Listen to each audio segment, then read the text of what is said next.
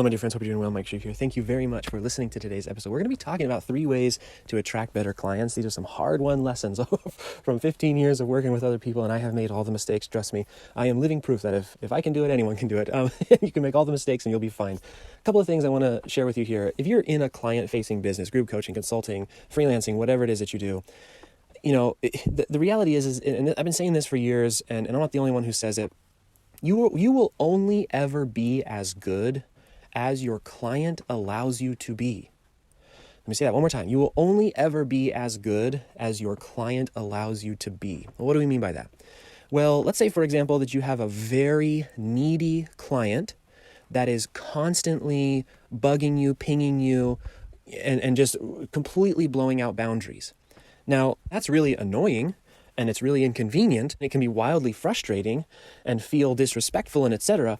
But what a lot of people fail to realize is that it's also impossible to be good under those circumstances from a very basic mechanical look. So for example, if you are constantly having to reassure a client that is time that you are spending talking to the client rather than executing on what the client wants you to execute on. For example, if someone keeps coming into an oven, opening the oven to check to see if the oven's doing its job and baking that cake, what happens to all the heat inside the oven? It dissipates and the cake takes twice as long, right? Same exact kind of situation. Another example, this is very common in the coaching space. People buy coaching programs with no intention of ever actually doing anything with them, and then they turn around and they say, hey, the coaching program didn't work. Well, yeah, you didn't do your part of it. So this idea of having a system, a procedure, a policy, a set of guidelines, ideas on how to make sure that you are attracting the right clients, for a lot of people that I know and a lot of the businesses that we work with, just changing who they're working with drastically improves not just the day-to-day operations of their business, but the actual financial picture of their business, because time is freed up for them to do other things. Don't underestimate momentum. I'll give you an example. When you're working with a client that you love versus a client you can't stand, you are more productive, right? You can be a machine and tell yourself that, no, you're able to grind through everyone. But I think if you're being honest with yourself, when you're working with people you enjoy working with, it is easy to be amazing. It really is. And it's very difficult to be even functioning when you're working with people that you just can't vibe with. It's just not working. Okay, so here's a couple of ways to make sure that you're attracting better clients. The first, and perhaps the most important, is to understand who you actually want to work with. Now, when you first start out in business, the answer is anybody with money, right? I get it. But as you progress in business, and look, you don't have to wait until you progress in business. If you're just starting, this advice is even more powerful in the early stages. But when you very first start out, it's whoever gives me money is who I want to work with. I'll do whatever it takes, right? And great, wonderful attitude, love it. Very difficult to run a business like that. What I always, when I'm working with my clients, one of the first things we do is we really sit down and we ask a very, very simple question. What does your dream client have to have in order for you to be able to guarantee the best results in your industry? I'll give you a very quick example. If you're selling Facebook ads and someone wants to buy your services, what assets, not just personality, right? Everyone always wants to focus on personality, and that's great, but you can't skip over, for example, what assets do they have for you as the seller of Facebook ads to be able to look that client in the eye and say, I can guarantee a 3x return on your ad spend. Now, I'm not saying that you go around making those promises. This is just a mental exercise to find out what actual assets or what actual qualities or what actually behaviors or what actual experience or what actual money do my dream clients have so I can make bigger and better promises. Because I need to make bigger and better promises in today's saturated market. I can't be making the same small promises from 2010. So I need to be more clear about what can I go out into the market and say and actually be true based off of what my client can bring to the table. So Facebook ads, do they need to already have a proven funnel? Does that funnel need to have done at least $1 million? Or do they need to already have a high ticket offer that's been proven and sold X number of times and they have 15 amazing testimonials and et cetera, right? I'll give you an example. I don't take on private clients unless they meet a very long, very specific list of criteria. Now, from the outside, you may say, oh, you're being a diva. No, for me, it's because what I guarantee in my private consulting offer is double revenue, double margin, 3 months of cash reserve, plus you're working 15 hours less than you normally do, and your business is twice as big. I can't do that for everyone. I cannot do that for everyone.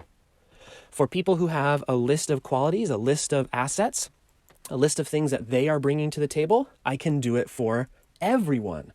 that has that grouping of characteristics, assets, etc., which is why I can guarantee that particular service, right?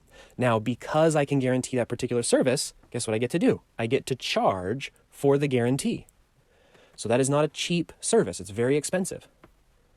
And so it's a slight change from when you're very first starting. I'll take anybody's money, which means you can't really make any promises really, because you're talking to a broad range of people who have a varying level of this and that, or they don't even have an offer and they want you to run Facebook ads, and you're like, what am I running Facebook ads to? I don't know. Just give me some money and we'll figure it out together. So that's the first thing. Understand who you can actually help the most. And that in and of itself will probably drastically change the day-to-day operations, what you're able to charge, your own peace of mind, etc. Number two, this is the second thing, and this is one of those things where I'm going to tell it to you, but until you actually live it, it probably won't make too much sense. But then once you live it, it'll be one of those big epiphanies that you take with you for the rest of your career. And it is, ask yourself if the help that you offer is actually the help you want to give. Now, let me see if I can explain this well. Let's say, for example, that you help people who are struggling to stay committed to a diet. Right? You have these beautiful offers, maybe you have books, you have courses, you have services, whatever. And you're out there and you're in LinkedIn or Facebook or you're using ads or however you're getting your name and your stuff out there, and you're saying, I'm the person who helps people who struggle to stay committed to diets. Well, what kind of person is going to come to your business based off the need that you said you help people with? Well, people who struggle to stay committed to diets. Now you have to ask yourself, people who struggle to stay committed to diets, what other kinds of behaviors do they typically show? Well, there's a whole list of reasons. I'm not an expert on that. I'm not passing any judgment. I'm just saying you probably will find a higher number of people who struggle to stay committed to a diet, probably struggle to stay committed to a program of any kind. So now you are trying to help them eat more healthy, but you need them to stay committed to your coaching program in order to get a result. But you're telling people who have a hard time committing to stuff so do you see how there's problems, there's difficulty? I mean, just even in the conversation, right? Hey, do you struggle with commitment? Okay, would you like to buy this now? You're talking to people who struggle with commitment. And I'll give you another example. You go out into the market and you say, I help small business owners. And then you also say, oh, and by the way, I'd like to charge you an arm and a leg. By definition, small business owners are what? Small. What do they not have a lot of? Cash.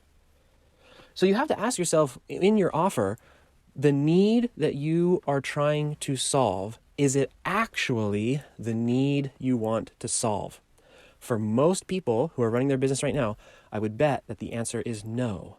Because oftentimes we hear the advice, and I give it as well. Even just this week, there's a podcast episode about moving more towards need.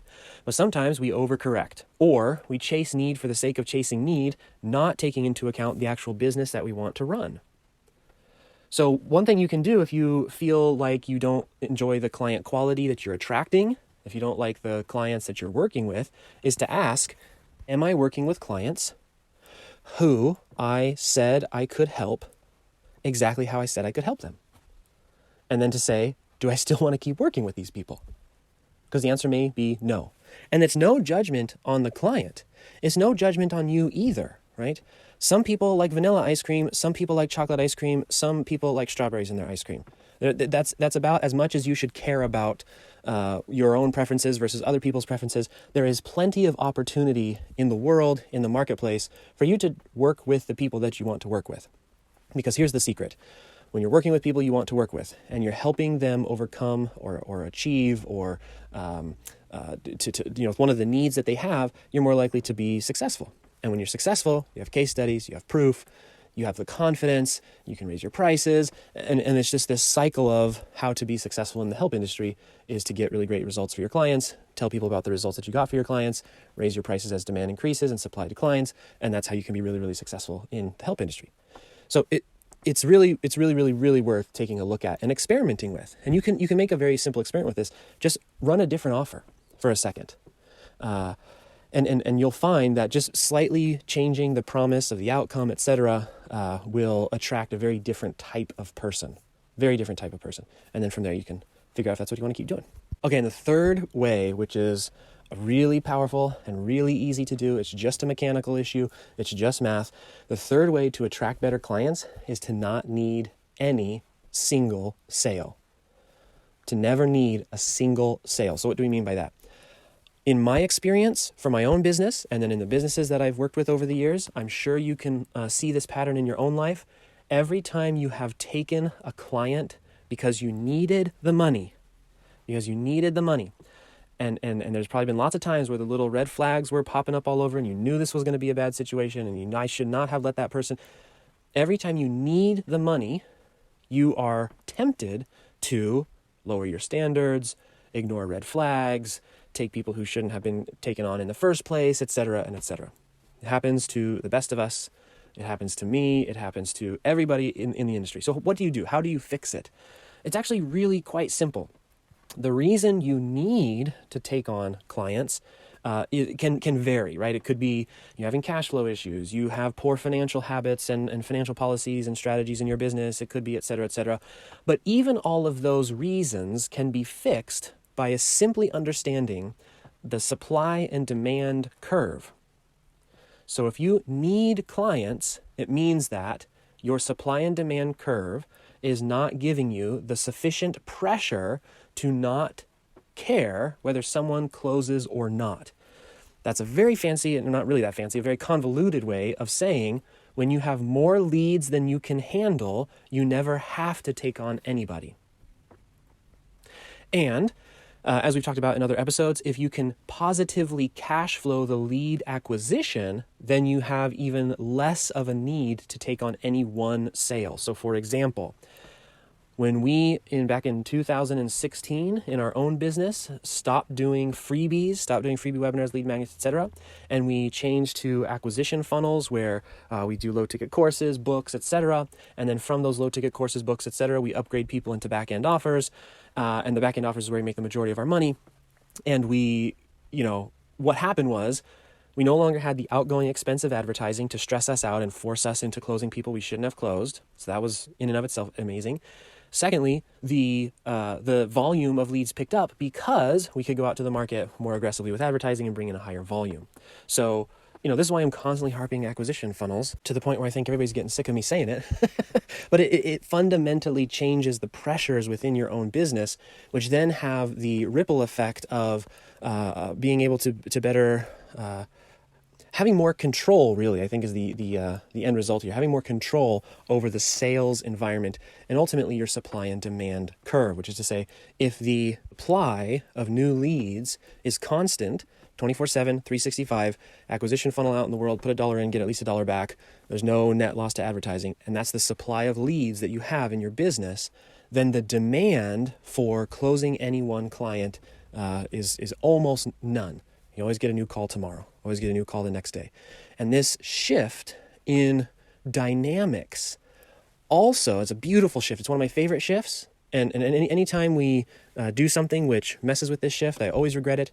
But one of the best shifts in the help industry to make is to create, not manipulatively, not overly aggressive, not doing it in a fake way, but to make the playing field level during the call, during the sales call, or whether you're doing it by chat or etc. In other words, being able to show up to a call where the power dynamics are equal, where no one is really trying to convince the other party of anything, where the sales call can be much more of a, well, I don't know, tell me a little bit about yourself.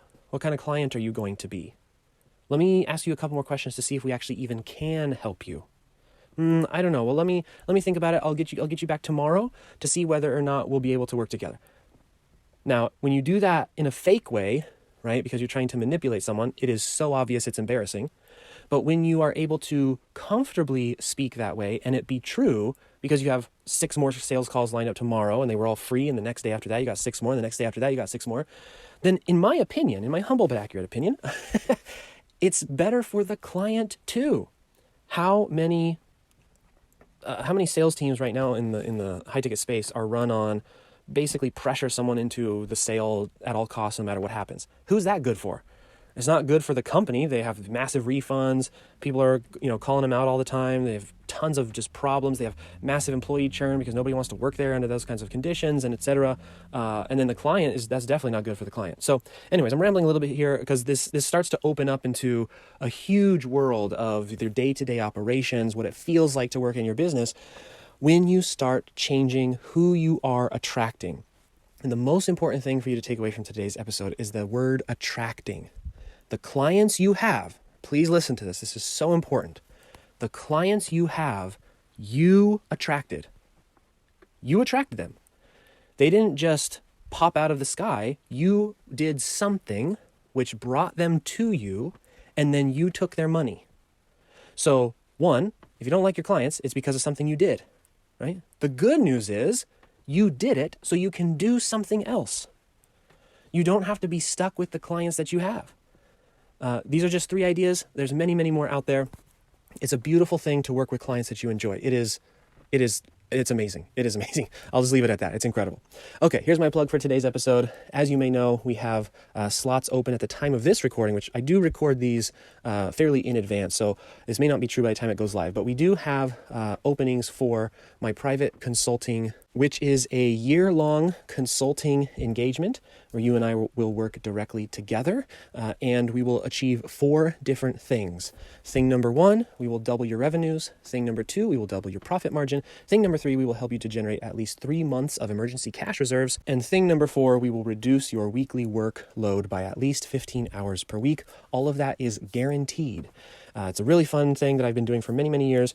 We did not do it last year or the year prior just because of how things were going in the world and all that kind of good stuff. We are reopening it for the first time in a very, very long time.